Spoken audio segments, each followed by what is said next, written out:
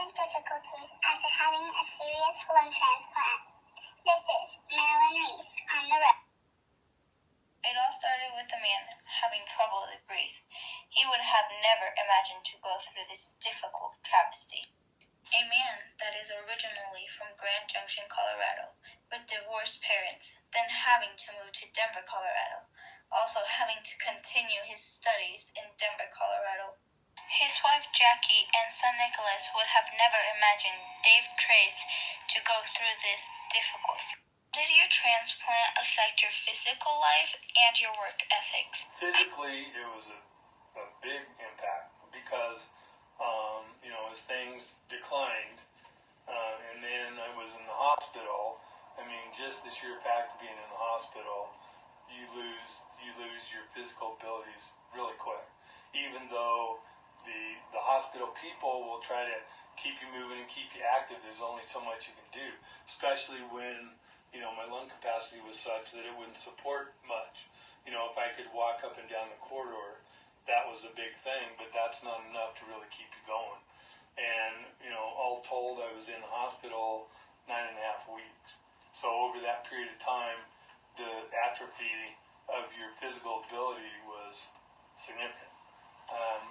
When I was discharged after the 9.5 weeks, I couldn't even get out of bed. I could barely get out of bed, and I could only walk with a walker. And getting in and out of a car was a lot of difficulty. So, physically, a huge impact. But, as bad as all that was, and I reached the low point from the time of transplant, then it's been, recovering since. So, and which takes effort, and it takes drive, but, I've always had that. And the work ethic part, I've always, enjoyed working, and, being the owner of the hotel, it was very difficult to remove myself from it.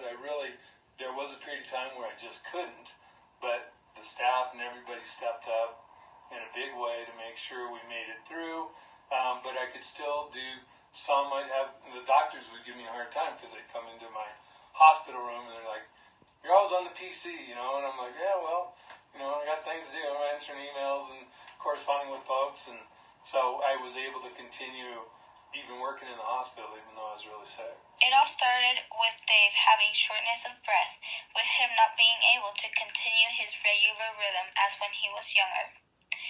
This is not from smoking. He got this rare sickness.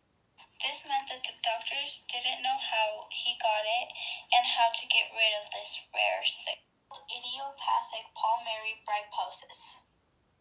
Dave is a business owner. He owns a hotel in Winter Park, Colorado named Best Western. Noticed that his strength started to change when he wasn't able to keep up while skiing with his son Nicholas. He noticed that he was sick in 2014 until April 2018, still fighting to get better. At first, when he found out he needed new lungs, he didn't want to get them. He thought that he would be able to fight this. At the end, he didn't want the transplant. Dave was in a very difficult situation, whether he would get the lungs while being on a wait list or waiting to not get the lungs at all. Luckily, he was able to get the new lungs that he needed to be here with us today. Dave was very positive about this situation, even though he knew he would either be a goner or he would get the lungs that he needed. He said that he had a positive attitude the whole time, even though he imagined the worst scenario. What advice would you give anyone having to go through this problem? That's a good question because I have a handful of people, because you kind of get in that world, and now that I'm on the flip side, if you will, then I've talked to patients going through transplant, patients that are waiting for transplant, and some other scenarios there, and the word of advice is what we've already touched on, and that's being positive. You got to maintain a positive attitude because your mind is so powerful. If you think, and this again is part of my nature, but if you think bad things and you're always contemplating doom and gloom, then chances are that's what's going to happen, in my opinion. But on the flip flip side, if you think positive and this is going to work out and things happen for a reason, then that's what you're going to do. So as I've talked to different transplant candidates, I've said you got to keep a positive attitude for your own well-being, but also for the doctors and everybody around you, because there's no magic scenario that says this is a good transplant candidate and this isn't. It's all actually based on points. And so a patient is awarded points for different things, whatever size, build, overall health, overall attitude, and how bad you are medically. So the overall attitude, I don't know for certain, but I know it's important.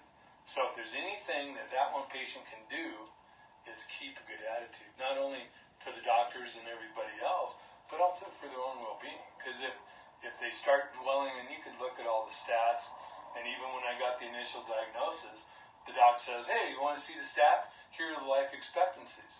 I said, no, I don't care. Whatever it is, I'm not going to be them. I'm not going to be one of the statistics. I'm not going to be the one that only lasts a few years, because I'm going to beat this. And ultimately I did, with the lung transplant.